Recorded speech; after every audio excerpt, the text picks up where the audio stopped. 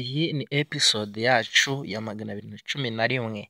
Ubu ngubu uwo tuzi nka Nkuranga n'umugore Micheline bikoreye urusyo bari barikoreje murumuna we.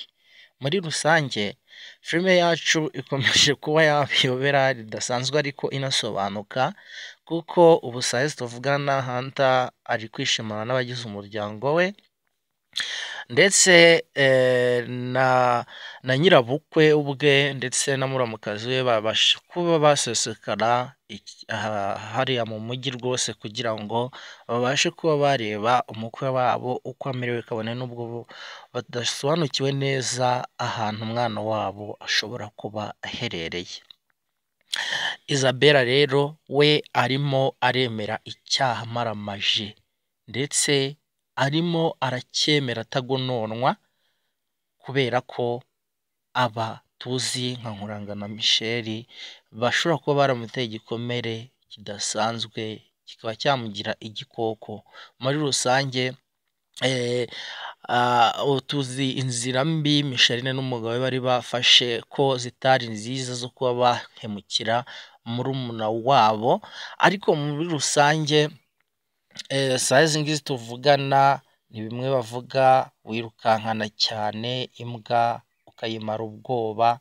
Nguko rero imbwa irabigaranzuye bashyize ku karubanda, umugambi wabo bari bafite ucitsemo ibice, ndetse rwose basa n'abamanjiriwe, nta kintu cyo gukora basigaranye.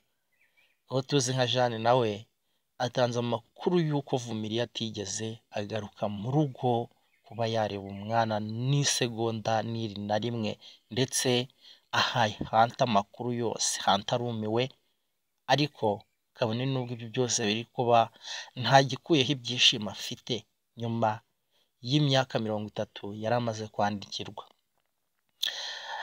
Ikindi rero ni uko uwo tuzi nka David tuzi nka Megan, mu by'ukuri barimo baracocora ibihereranye n'ibyabereye mu rukiko uyu munsi, cyangwa se nyuma y'iburanishwa. Isabella aza yambaye ikanzu y'abacamanza, agaragara nk'umuntu w'umucamanza ufite inshingano zo gucira abandi imanza w'umunyamategeko, ariko muri rusange Megan bishobora kumugiraho ingaruka nk'uko Davis arimo arabimubwira, gusa aramweruriye nk'uko nari nabigarutseho muri episode ya 210. Si ko ari ugukeka, kandi kuko biragaragara ko mu maso ya Megan harimo urukundo. Ikindi urebye nubwo yiregura avuga ko ari umutima cyangwa se ari inshingano z'akazi, no kuba yagerageza gufasha nk'uko nawe yaba yarafashijwe, ariko ak'urukundo ntikabura karimo kugenda kamugaragaraho gake gake, ndetse sinzi uko ashobora kuzabyikuramo. Gusa twebwe nk'abareba iyi filime tugomba gutegereza ibizaza, nubwo tuba dukeka, ariko burya turi bakuru ntabwo tuba dukeka cyane. Unarebye nubwo Jeanne nawe tumuzi nk'umunyatugambo, we nuvuga ngo we nta tereta, anyuza hirya no hino ariko yihuse, kugira ngo byibuze agaragare nk'umuntu ufite agaciro, kandi ndetse ahita anavugiraho ako kanya. Unarebye yashishikajwe no kuba rwose yashaka kwivuga ibigwi n'imyato imbere ya Hunter, ariko muri rusange yabonye anyarutse cyane.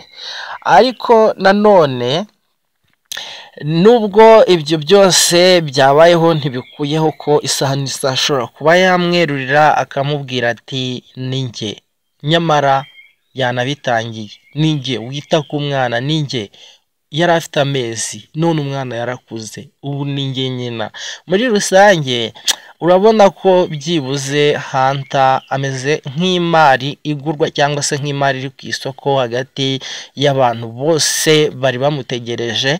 Ikindi ni uko ku bantu benshi cyane bari bamaze kwihanagura, ndetse yavuzwe nabi muri rubanda hirya no hino, yaba mu miryango no mu baturanyi, ariko muri rusange saa izi ngizi tuvugana arimo aravuga ati ngiye kuba naba umunyamasengesho kugira ngo byibuze Imana yemere ko nayishimiye mbikuye ku mutima, kandi rwose pe nzajya ndara mu butayu, nzajya nuzura umwuka wera kugira ngo byibuze nshimire Imana kuba ibashije kuba yankiza iyi gereza. Reka turebe episode ikurikira ikitubwira.